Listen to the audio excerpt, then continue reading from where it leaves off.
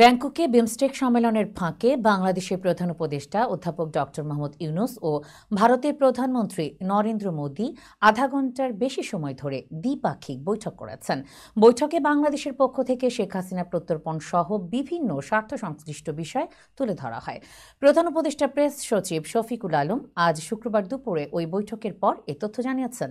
শফিকুল আলম বলেন, বাংলাদেশ ও ভারত দুই দেশের সরকার প্রধানের মধ্যে অনুষ্ঠিত বৈঠকটি অত্যন্ত গঠনমূলক ও ফলপ্রসূ হয়েছে।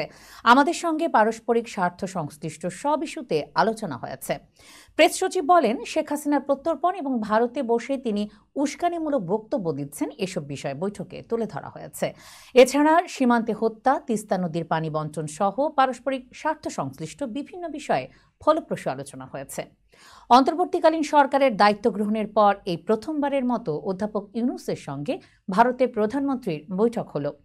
বঙ্গোপসাগরীয় দেশগুলোর আঞ্চলিক সহযোগিতা জোটের শীর্ষ সম্মেলন 2 থেকে 4 এপ্রিল ব্যাংককে অনুষ্ঠিত হচ্ছে।